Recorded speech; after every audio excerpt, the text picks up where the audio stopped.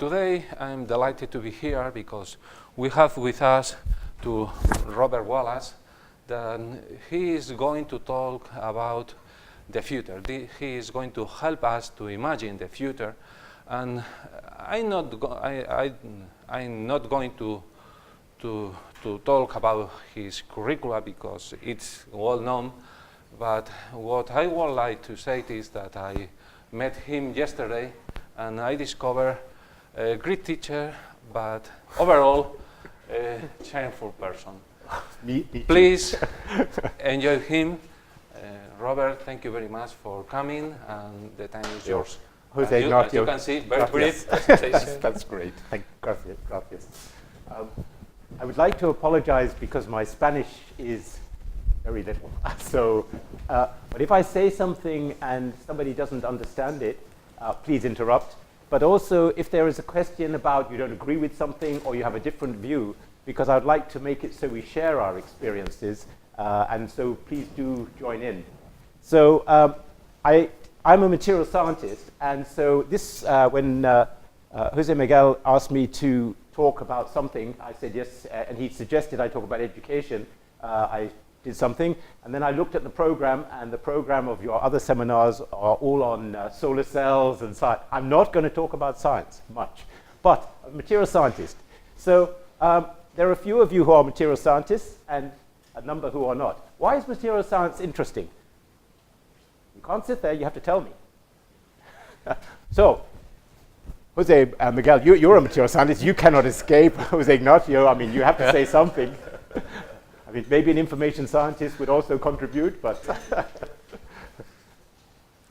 if you're going to try to talk to students who are not yet decided, what would you tell them? Why would you say it's interesting?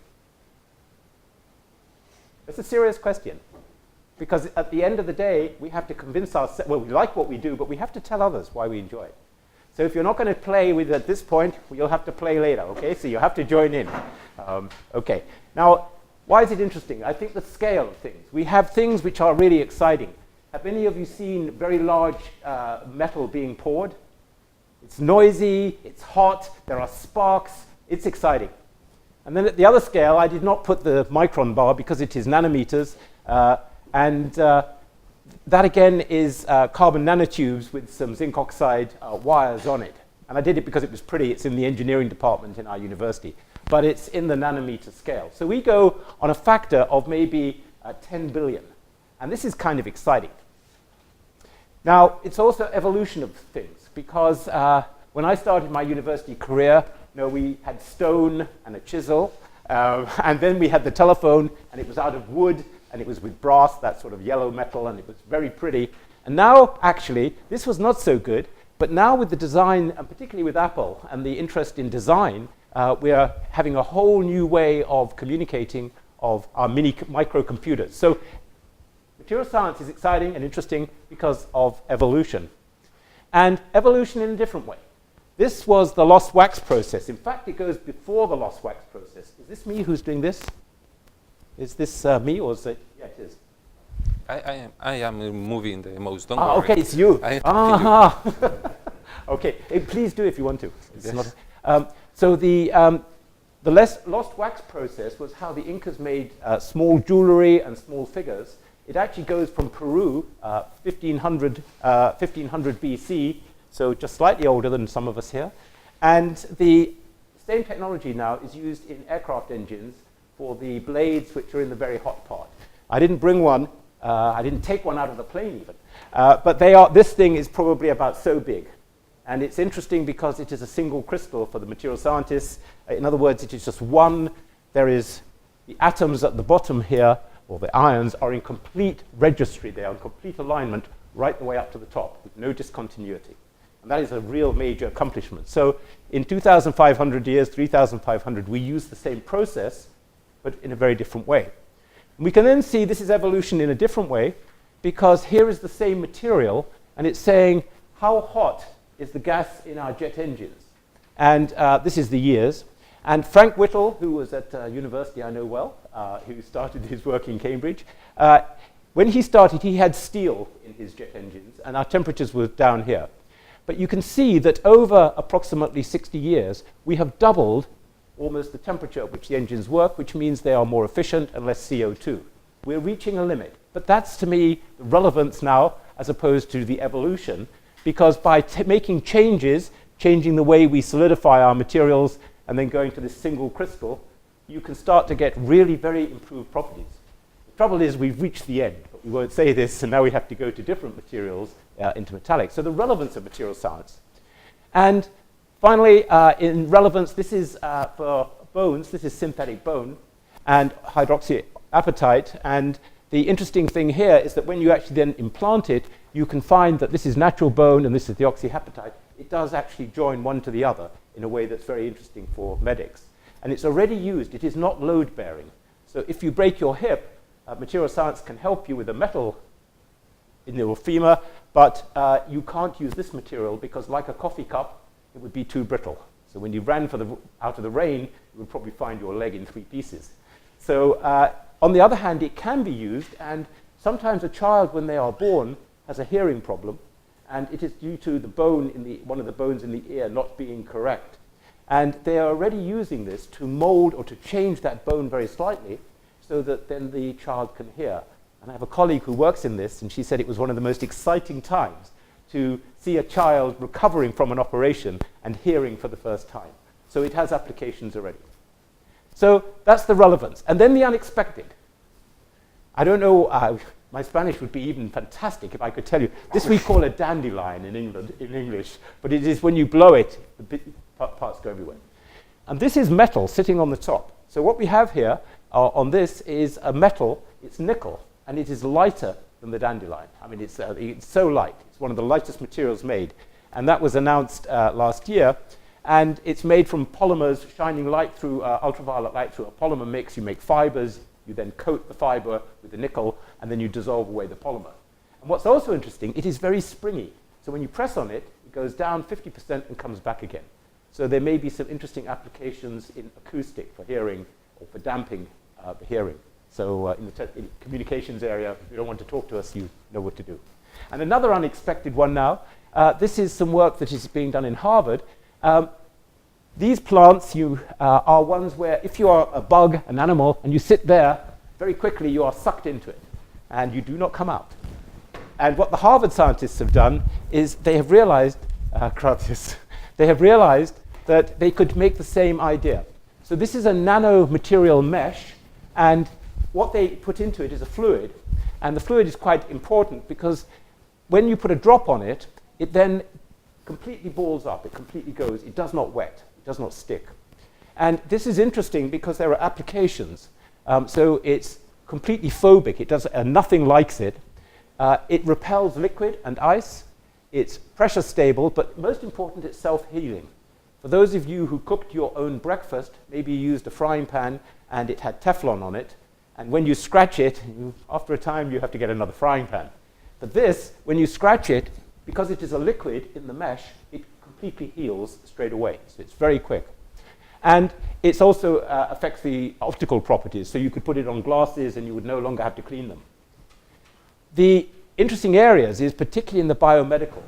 Blood is a very, very interesting material. Most of us use it, have it, but blood is an interesting material for another reason. It sticks very much to everything. And in hospitals, this is a major, major problem. Please come through. Oh. It's a material, therefore, which sticks to everything. And if people can coat some of the things that are used, knives and so on, with this, cleaning will become much easier, and therefore the idea of contamination is removed. Fuel transport, if you put this on ships, they would actually, the adherence of the water would be less, although there are some other thermodynamic issues there. And again, ice repel, we could put it in our refrigerators and we'd have no ice buildup, and that would reduce the energy in our refrigerator. So it's a very interesting, so this is the unexpected. So that's why material science is interesting, and I hope that you in your own fields, do think of some of these things, because to me, this is why the science is interesting. It's, and we learn all the time. The 2 last examples are less than 6 months old, and it's happening all the time. So what is the role of a material scientist or any scientist, you and me? Well, we primarily educate to raise awareness and make changes. So does it work? Can we actually do it? And how do we know if we're doing it well? Now, I'm putting this on because it really relates to education. This is some work on, I'm here to talk about sustainability, and this is some modeling work. And actually, it's a bit sad, it's a bit worrying, especially for well, actually, a number of you here, because this is the population, and we all know we're at 7 billion at the moment, and in terms of sustainability, 7.7 billion is probably the maximum that is sensible for the size of the Earth. But it's these which start to become a little problematic. This is the life expectancy. And so quite soon, we're going to start to see even more people very regrettably dying. It's actually not good. And then you can look at food, and this is a very bleak, very sad picture. And this is the bad news for some of you here. This is your lifetime. So sorry about the gloom, but there you are. Is it the end of the world? Well, first of all, no, it's not the end of the world. It might be the end of us. The world will continue. So, now this is, there are 10 of these possibilities, and this is the 10th. This was a book which was in 1998, so it's already out of date. But notice that where the population was dropping, where industrial, all of these were dropping, then now they are starting to become level. It's sustainable. Pollution is dropping, that's good. But most importantly, lifetime now has become stable again. If I ask you a question, please do not answer this question. How many of you have more than 2 pairs of trousers? And then the next part is, me too. But how many do you wear at one time? Now, if it's very cold, maybe you wear 2, but normally not. We're in, and even in the whole of most of Europe, we have a very privileged and lucky life, but we also have too much. And one of the things we're going to have to adjust is the way we do things. How can we convince people that we need to make an adjustment? So can it be done?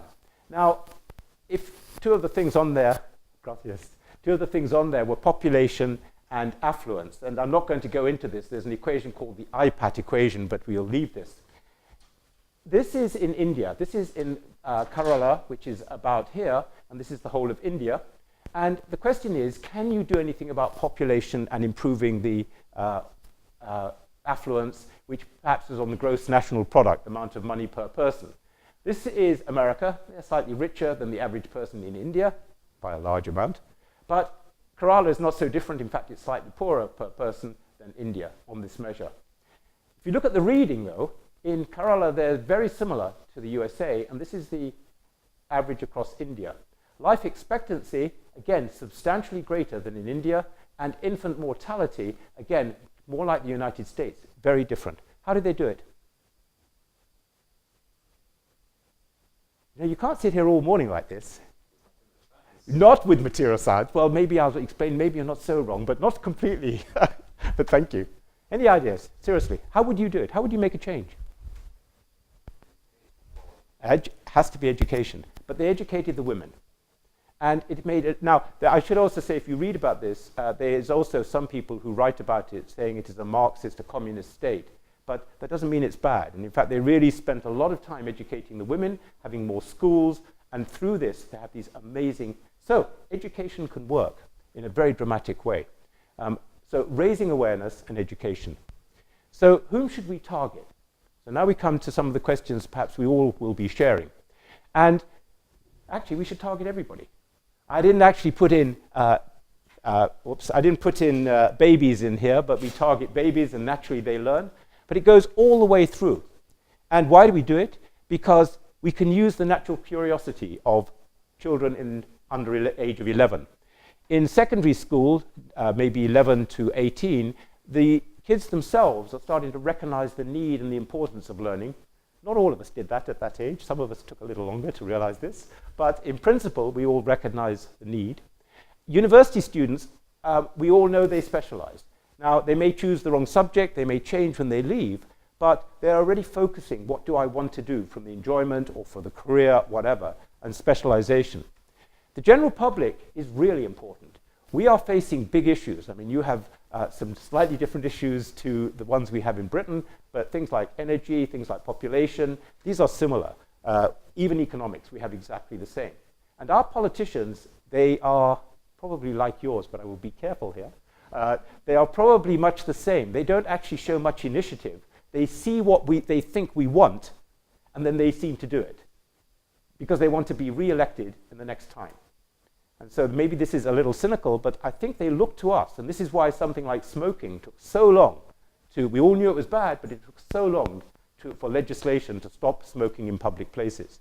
And so the general public we need to educate, because when they're making choices, how many nuclear power stations do you have in Spain? 5, 6? 3, 5, 6? Yeah, I'm not sure either. I should have looked.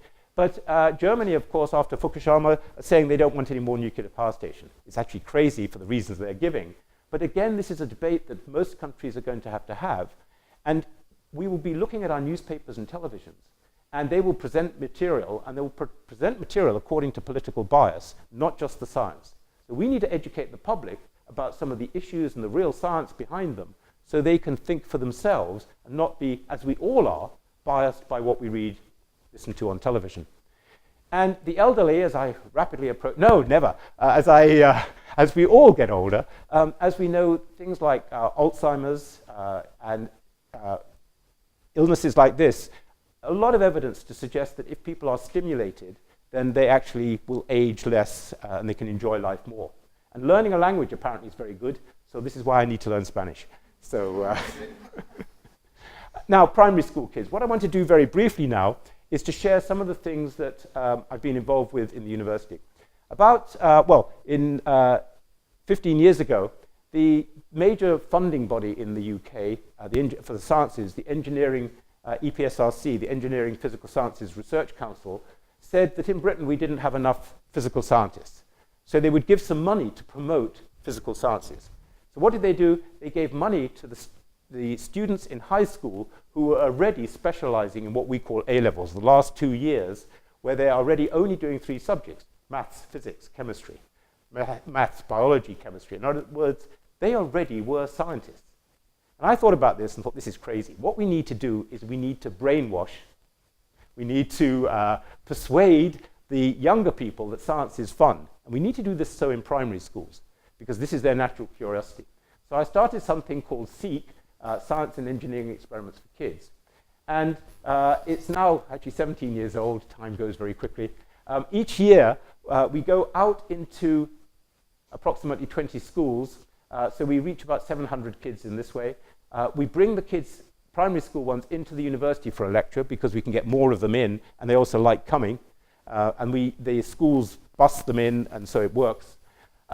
We have a science week, which is actually a national science week now. We get quite a few more visitors, but importantly, with their families. And most important, the whole scheme is run by graduate students. So in other words, they are the ones who go into the schools, because if I go into the schools, they wouldn't relate quite as well as if somebody who is just a few more years older. And the second thing about this, and one of the biggest things I didn't realize would happen from it, some of our graduate students who are very keen scientists change what they want to do. And some of them go and become teachers, some go and work in museums, some go and work in communication of science, through having done this and realizing, whilst material science is the most interesting subject, nobody would disagree, whilst it is the most interesting subject, there are other things that they would enjoy doing. And so it makes a very positive influence. Now, the other thing is we have a website so that the teachers anywhere can actually see what we do and can do the same. We don't have to visit the school. We want them to bring the excitement of science into their own lessons. We do groups for other groups for people who work with kids as well, and we're developing with local museums activities and so on. Now, this is what it looks like. If I asked you to build a tower to hold an egg, how would you do it? Out of straws and sellotape. How would you do it? Oh boy, and this is a school of engineering. I'm sure it had bridges on the name upstairs, photos. Well, maybe I misread. So, well, why I say this is because the unexpected happens. If you ask the kids to do this, you give them no instructions. They work in groups of 6, and you set them some problems. And then we have one of the graduate students with each group, and they talk. But the graduate student is just there to make sure they don't fight or whatever, but it's not to tell them how to do it, because the whole principle of this is you do things, and only then do you ask about why it's working. We don't lecture people, or especially primary school kids. And I think that's actually very important for many types of education. But in the case of the straw towers, I was with a group once, and one small child was very quiet and didn't say very much.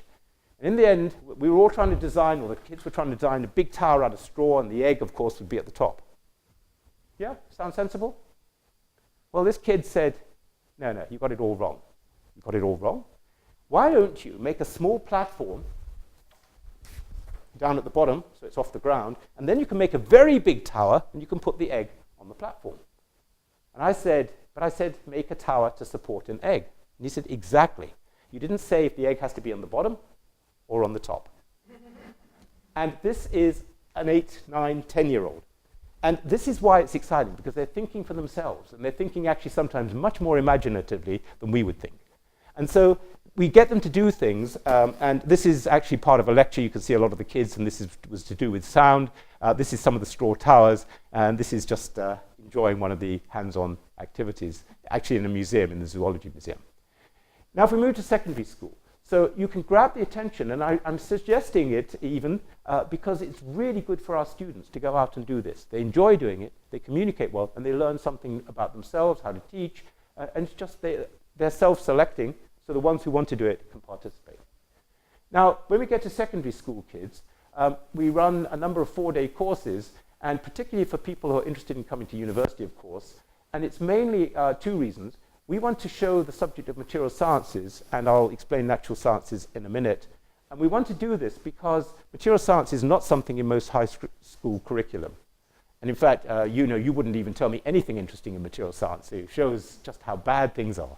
So the point about this is that we do it for these 2 reasons. The access is because our university is, just come round, and the access issue of are we taking the right mix of students from the whole of the UK is a big question, and there's some political agendas there.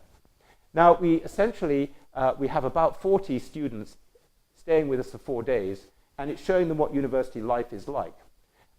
We also have non-residential courses.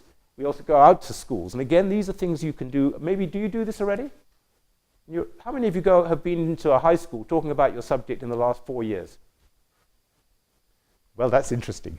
That is really interesting. They're your next victims. Your next enjoyable students. Okay, and the other thing, I've started some courses for teachers, because if we go out to the students, it's very important, but the teachers will give much more continuity of knowledge about the subject, about how we teach, what we do. And this has been really successful, and this is really fun to do. So that's secondary school kids. So what sort of things do? We give them a lecture for about 50 minutes. They do practical work. We go to a nearby aeronautical museum, and we sort of integrate the program as if it was a university 4 days, so they have a feel for what is going on. Now, the other thing we do, we get them a project. So we give them just a little bits of material, and over they have 2 sessions, about 2.5 hours each. They have to make a racing car, Formula 1 car, and it is powered only by a mouse trap. Do you all know what a mouse trap is? Where you have a big spring, you have to keep your fingers out of the way, and so far no child has gone home missing a finger. Keep my fingers crossed. But they really enjoy it, so they race it. We also have a bit of time when they can enjoy some of the other aspects of Cambridge. So it's to give them a feel for life, but also some of them will come up after and say, no, they will not apply to Cambridge because they think this is not the style of learning and teaching they want. And that is a tremendous success. It means they don't do something they don't want to do. The majority do try to come. Now, how does it work for our students? Probably very similar to you. But I want to say something about our slight different way of teaching. If a student comes to the Polytechnic here, do they come to be a material scientist? Do they come to be a civil engineer? Or do they have in the first 2 years a very broad program? Yeah, okay. Well, in Cambridge, we do something different in engineering and also in material science.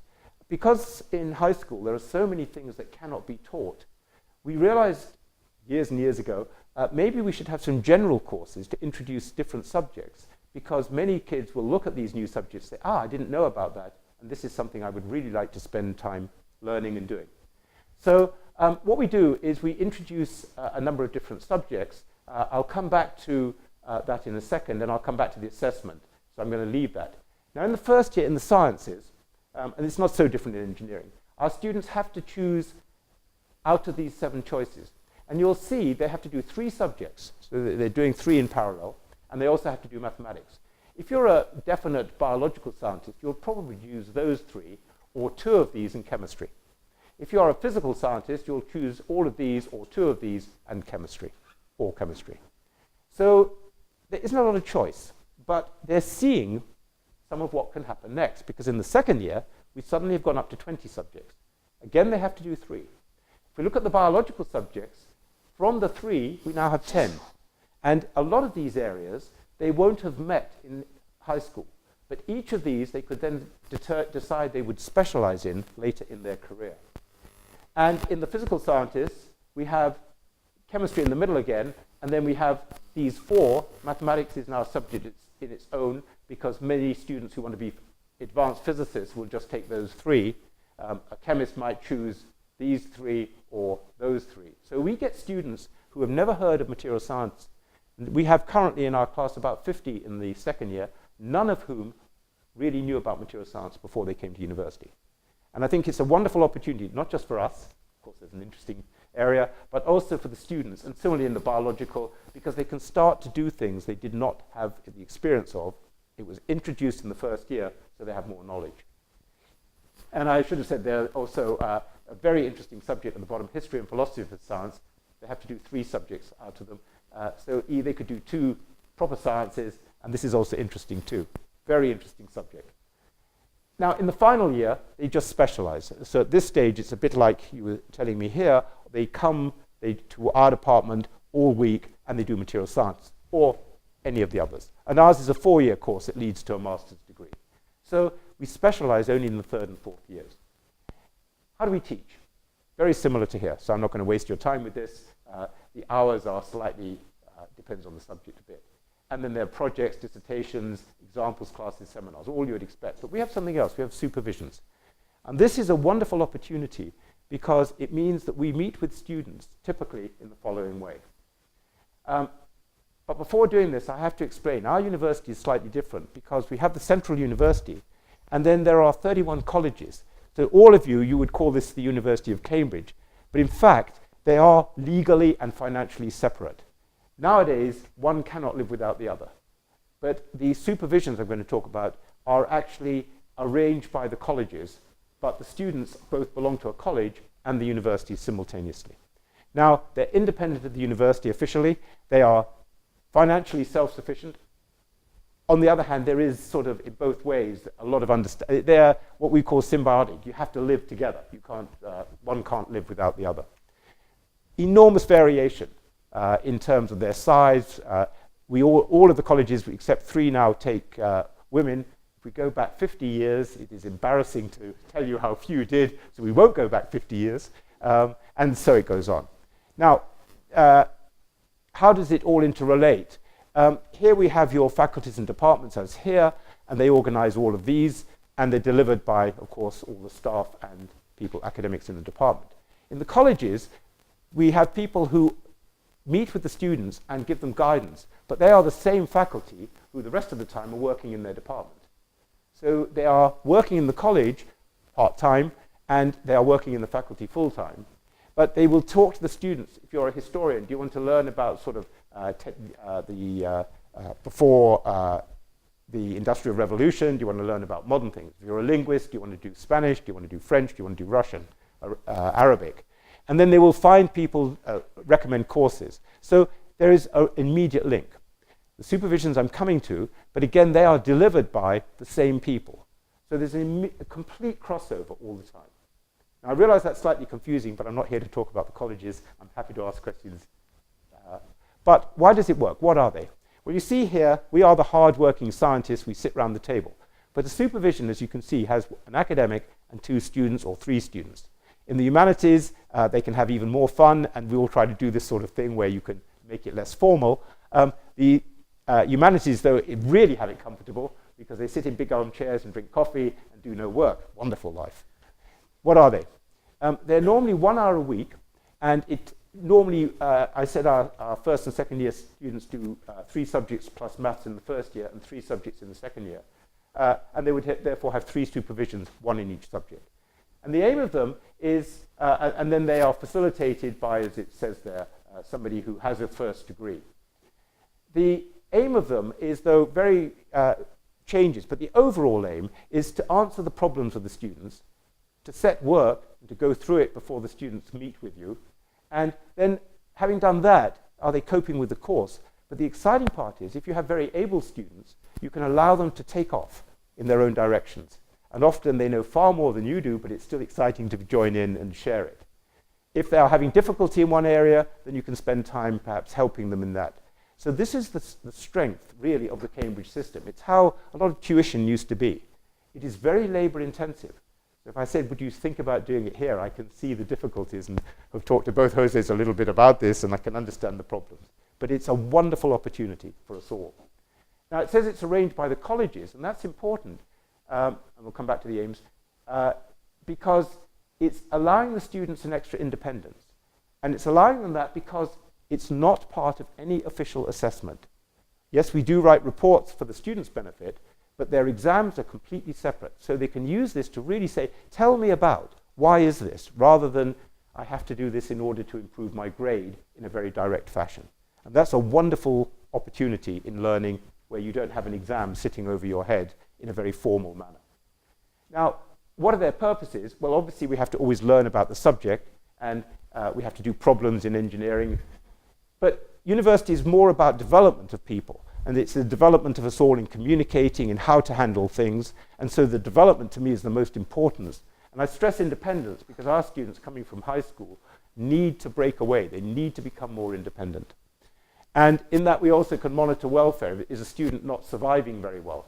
And our non-completion rate is less than 1% in the university, people who do not complete their degree. Nationally in the UK it's 20%. And this is because we have this wonderful system where you can pick up problems very early. So this is the development of people. Of course, there's assessment because we're trying to help them prepare for exams. And then the last one is self-evident. We have enormous benefits from these. You're challenged, you have to learn things you didn't realize, you think you understand something until you have to explain it, and so it goes on. The most important things, they are fun. They are really enjoyable.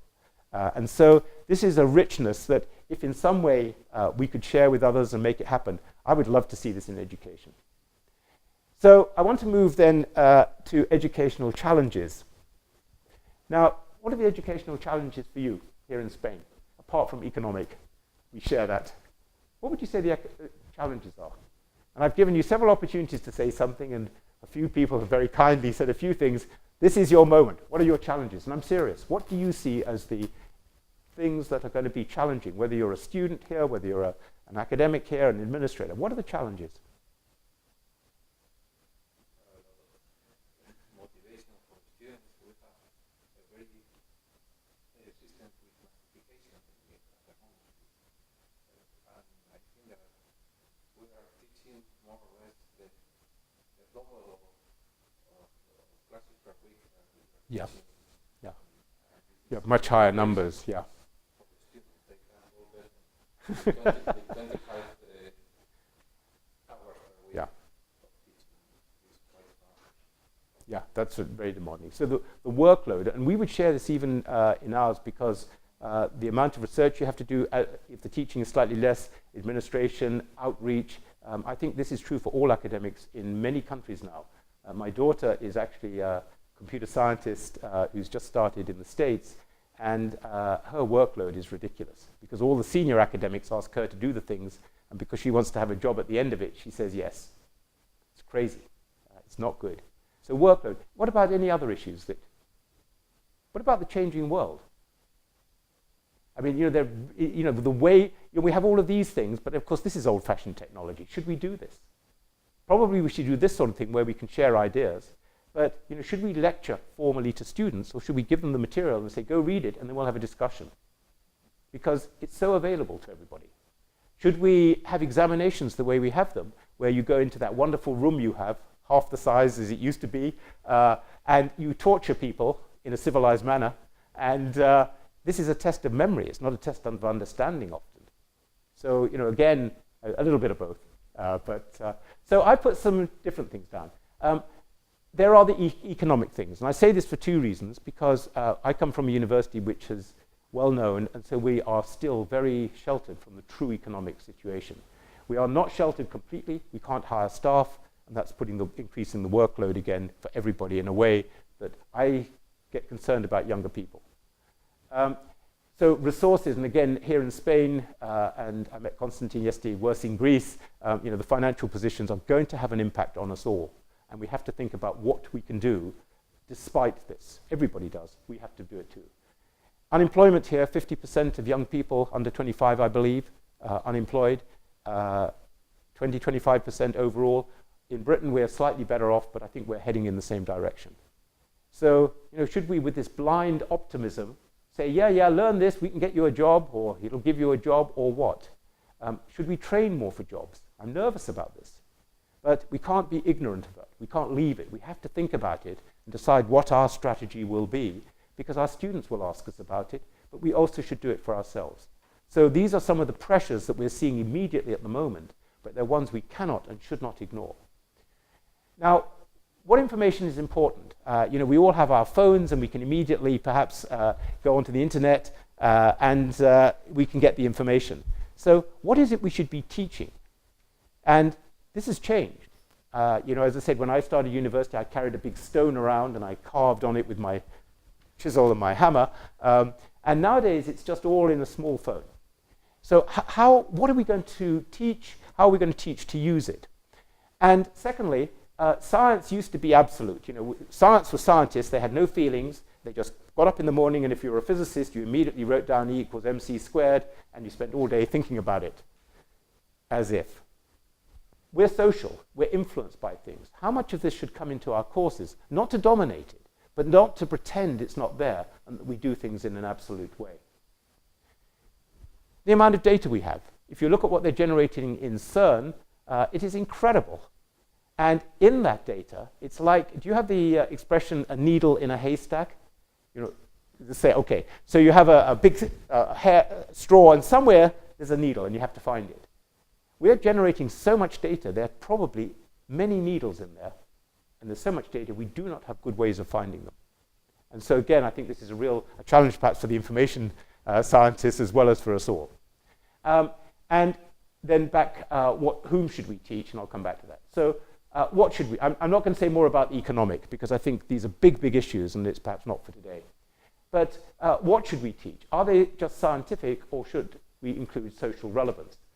So a question for you again. What's sustainability? You really are a terrible lot. Could I just say something? I've been really impressed with your students. They take part. But you lot, I just don't know. Seriously, what's sustainability? Apart from Jose. Not you. No, seriously, what would you say sustainability is? I realize English is not, perhaps some of you feel less confident, but please, just enjoy. Well, that's a real, okay, I won't push you further. Now, this is some 25 years ago, and it's a really excellent definition.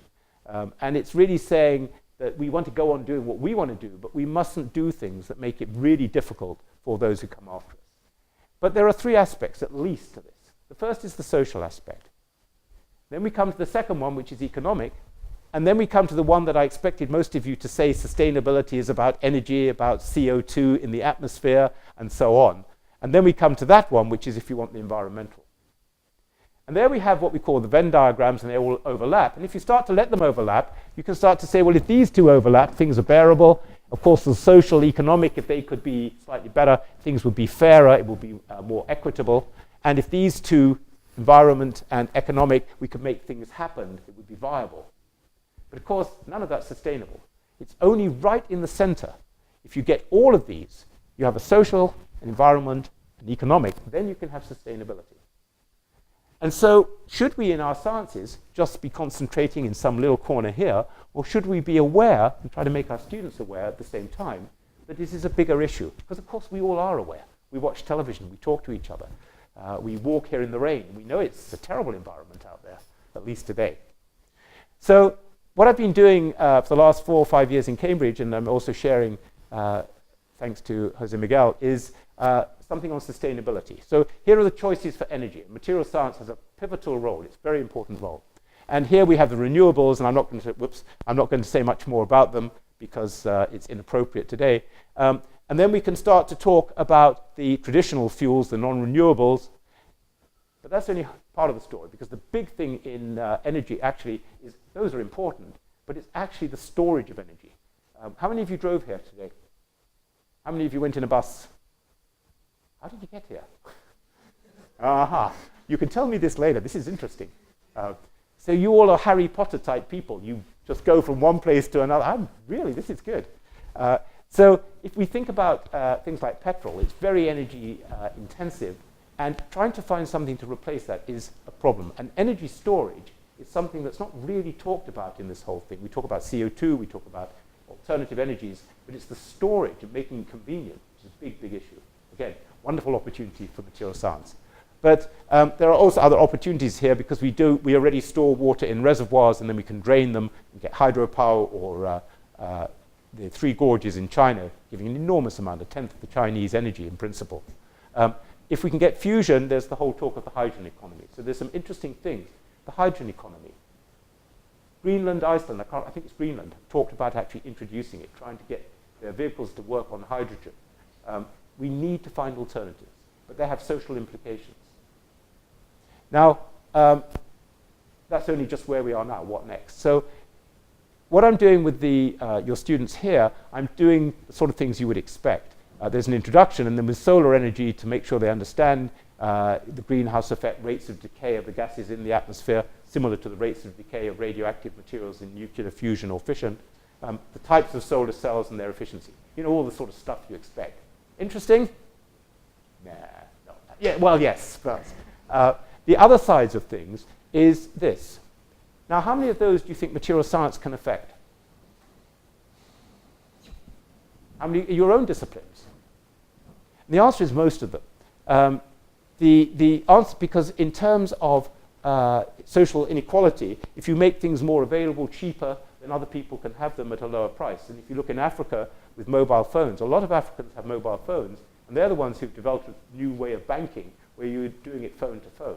And it's given them an infrastructure which they didn't have.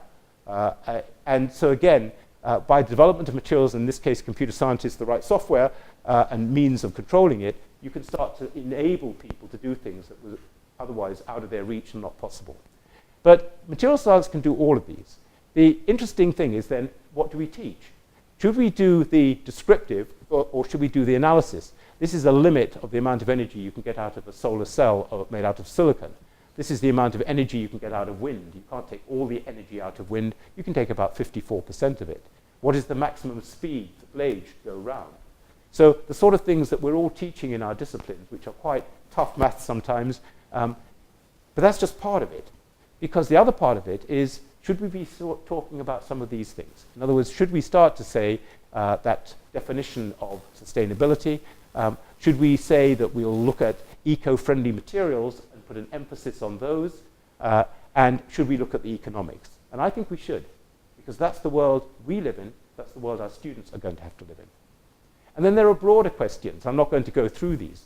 Are there regions of the world in which particular methods to store or use energies are more appropriate? Clearly, yes. And should we make our students aware of the questions, at least, even if perhaps the answers are not so obvious? And other issues to make things being easy to adopt. And then the final one, if they had to invest their own money, which one would they choose? And that's always an interesting question. Whenever we have to part with money, and how can we reduce our own consumption? I do expect you all to go home and give away to people who have less money than you your extra trousers. So, how do we make these changes? Now, how do we cope with the amount of data we have generated? And do we have the right tools? The needle in the haystack. There, to me, have been two major times which have changed the world. The first one was about 600 years ago, 550 years ago, and that was Gutenberg. And up to that point, knowledge was really very tightly controlled, mainly by people in the church. And then we all have the freedom of paper, and that's just taken off. And we're in the same sort of situation now, because the electronic era is changing how we do things.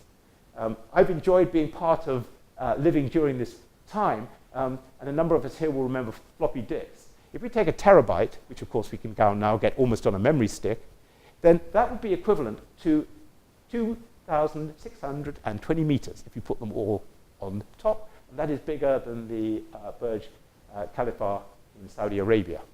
So why do they build out of those materials? Why don't they just use the boxes we all have at home? Well, maybe not. But it's changing our lives. And I think this is a real opportunity for us all and a challenge to us all about how we use this efficiently and sensibly. And no, I have no answer, except we have to try things. And I think by actually giving the responsibility back to the students of saying, use this on the web, and let's talk and share it then, rather than the conventional ways of teaching, I think has some possibilities. And I think we'd all enjoy it. So Gutenberg changed our world, and the electronic era, we're in the process of changing our world. And it's, I think, scary, very scary, frightening, but actually immensely exciting. And what's important in this is some of these things, which I will go very quickly. But they're the sort of questions, and particularly the last one. We do actually need to move away from Microsoft Excel to handle data. This is all very well for your bank accounts and a few other things, but when you're starting to see what's coming out of CERN, it's not going to work, and they, of course, are not doing it. But it's actually something that we need to think more about, particularly with PhD students, because should they be gathering the data in the same way? And almost nearly at the end, have you heard of Galaxy Zoo? Any of you take, okay. Galaxy Zoo was the idea of some astronomers actually in Britain. They needed to process a lot of data because he had the idea that galaxies were formed not from circular but from elliptical orbits and so on. And he processed a lot of data, and he realized that if he went on doing it, he would have to spend probably about 3 years. And then they said, why don't we get the public to help? So they have 2,500 volunteers, and they're classifying images. And in fact, one of the volunteers has found a wonderful green part. It's a Norwegian person, which is now named after her, just an ordinary person in the public. Well, you could say, how can people do this? Well, they're interested, so they very quickly learn what to look for. What about errors? Because they could make a mistake. When you've got 2,500 people doing it, if one person says something, don't believe it. But if 50 people say it, it's probably true. So you have your reliability, statistical reliability built in. And of course, the human brain is much better than any image analyzer that we can make yet in terms of pattern recognition and looking for features. Far, far better. So this is kind of interesting because it's also getting people involved in science. And there have been earlier examples. So it's changing science. It's changing with the way we do it. It's putting it back to being open. We're sharing our data. Instead of what we often do in universities where we do things, we want to publish it, we want to keep it away from our competitors. Terrible attitude. We need to open it up. And so, again, I think it's a very exciting opportunity of using the web and people. Whom should we teach? Well, I've covered that, and that was just to remind you of it. But there's a reason for wanting to do it, and that is what we really need to do is they all have the following needs. We all need to be stimulated. We need to be involved actively. We need to feel valued, informed, and challenged. And this comes back also to the unemployment and what we're going to decide our policies are in universities. We can't ignore it because we all need this. And my worry for the younger people who don't have jobs is we're eroding their self-confidence and self-esteem. I'll skip that and to finish. So material science to save the world. Well, a challenge because we've got to do more and with less. And so I heard Jose Ignacio saying the difficulty of the increased work here. The excitement that was in the title. There are new initiatives, even if they don't work. And so we have to try them. And I showed you some new discoveries and new technologies. And the energy, well, that's a subject I think we ought to be teaching because it's relevant to us all. But it's also what we ourselves put into it. The energy that we can give to our subjects, give to our students, share with them, drag out of them, and so on. And finally, our university is 800 years old. It's not quite as old as one or two in Europe. And when we celebrated it, we said the following. We want to learn from the past, and it was in order to transform tomorrow. And that's why I think these things matter, because I think we are actually, of course, always dealing with people who are tomorrow. And it's really exciting to have this opportunity of working with young people because you know that things will survive. There are a few issues on the way, but we will get there. Gracias.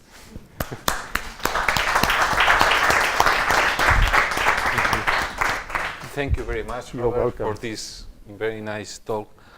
For some questions, I told you yesterday that it's very difficult to You were do right. but the problem is not the students. The problem is the educational system in Spain that are not trying to stimulate the participation of the people in this kind of events in at the school, at any place, and that I think that it is very bad.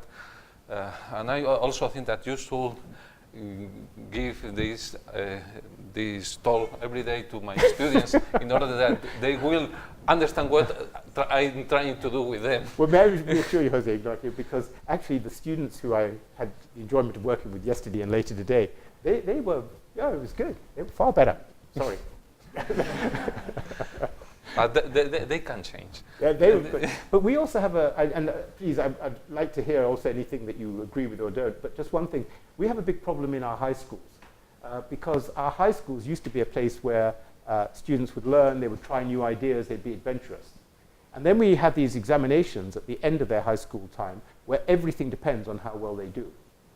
Everything. The school reputation. So the school will not let some of the students sit the exams if they do not feel they'll get a good grade, because they don't want the school name to be pulled out. Parents. The parents bully. I mean, we've all had parents. I'm not going to ask if they bullied you, but you know, they're very keen for us to do well. So enormous pressure that way. And the kids themselves now realizing that if they don't do well, their chance of getting a job or going to a university is so low. So there's enormous pressure. But what that means is they don't ask questions. Yes. They do what they're told. And our big challenge in my university is to, just as here, to get them to ask questions. Because it's really important. We've got to break what they've had for 6 years so that by the time they finish, they're the interesting people that's still inside them that they've had the confidence to ask. And that's a real challenge. And so when you were saying schools, sure. Same for us. I think that they have to learn one important point, that is the first thing to, or how to say this, when you are starting to feel that you are wrong, is the first step to learn. Absolutely. If you are not wrong, if you are not in a... You never learn. You never will learn anything new. But when you learn anything new, you are creating something new, not replicating previous ideas, previous papers, previous things. And please now participate. Yeah. No questions? Yes. Please. Okay. Thank you very much for your excellent presentation. And I have one question. Yeah, please. I'm researching about the material zirconia cladding related to a nuclear power station. You know, energy is very important nowadays, and the safety of a nuclear condition is very is concerned nowadays. So, do you think any other energy like solar energy and wind energy will extend our power over this nuclear power station? Okay, thank you. I think it is a time question. Firstly, you mentioned solar and wind. Water is really important too. But it takes time to build up the infrastructure to have these. And here in Spain, you have these very big solar farms, and they were all working very happily, and they were developing until the government took away the subsidy. We have the same in Britain. In other words, there's an economic question. And they're not generating enough yet. I actually think we need nuclear power. This is my own view. And I say it not because I like the idea of making things that are going to be around still for millions of years, still radioactive, but the amount actually is quite small. And if we're going to go on doing what we're doing, we need a period in which we still have energy. So I don't say that with any pleasure, but then it gives us time to start to look at improving solar, improving wind, improving water, and maybe some other ideas that we've not had. So I think the German government is reacting in a very unfortunate manner to Fukushima because, in fact, there are 6 nuclear power stations which did have problems, or 3 had problems, less than 20 kilometers away, but still in the same region, subject to the same forces, are 4 nuclear power stations which were built 1 year later, the second generation, and they were completely okay. No trouble at all. And if we think of the number of people who are killed in mining, I think it's something like 3,000 every year. If we think of the number of people killed in traffic accidents, I don't know. But why I'm saying this is it's not what I like to see happen, and when something goes wrong, as we know, it is very, really scary and unfortunate. I don't think we have a choice in the short term. And also useful to think how many people is dying per year due to the pollution. Yeah. And that is uncontrolled. And I think that nobody likes nuclear power, No. but Yes. well, Well, now there are new designs for generation and new Yeah. options with like Torio and Rubiatron. Absolutely. Design that could Well- be an option, but this is another Well, question. fusion is always 40 years away, but Yes. maybe it'll happen. But during the last 50 years ago, it's always 40 Exactly. years away. Every I'm not time. sure if we are going to get. And the work you're fusion. doing on the ITER project may change it. But this year, it is is a challenger about fusion that is not the traditional design of tokamak. Is the ignition process with laser. Oh yeah, the American. Yes, that I have a very good feeling about it, and it is going. I think that it is going to work. Can change everything. The good thing about fusion, the half-life of most of the materials is much less. It's near 100 years or so. Yeah. So it has a lot of advantages. More questions, please? Christina? You don't have to.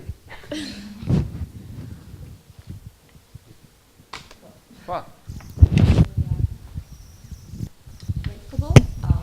Sorry about my English, so let's Listen, see how it's gonna. Your English is so much better than my Spanish. No apology, Okay. please. Okay. There is a thing that a friend used to tell me that it is that now in this era we are not inventing anything as that big like we used to do in the past, like invention or funding electricity, you know. Sometimes I like to fight this idea back, Yeah. but actually I think that's true. Okay, we have mobile phones, but they are always changing, like in a smaller size. And I don't know if that is true. I would like to know what you think about this. Okay. I think it is also something we were talking about yesterday. How do you measure education? You know, you can have something, you can measure your students and say so many got a good degree and so many were not so good. But actually, is that really measuring it in a sensible way? Maybe what we should do is wait 40 years and say, what sort of life did they have? And did we make a difference in terms of the education we gave them? Because it's much later that perhaps you see the benefits of education. And so the first response to your question is, I don't think we can tell because we're living in the time. But I actually think the changes, you mentioned the mobile phone as I did, but the whole electronic era is a major, major change. And I think it will lead to social changes. I think it will lead to the whole way of the unemployment we're seeing in the number of people on the world at the moment. Can we afford to have people working as you all work, probably 60 hours a week, and other people only not having work at all? Is this the right model anymore? So I think there's some good changes that are going to come out of the current economic and social problems that actually could change things in just the way the Industrial Revolution and the Victorian era changed the way we look at things. It was very different before that. And then you go back 500 years before that, another big changes. So I suspect we're in the middle of big changes. But you're right, I can't think of, apart from the mobile phone and a few other things, maybe the mesh with the nickel, I can't think of things that are changing in the same way as perhaps the first steam engine.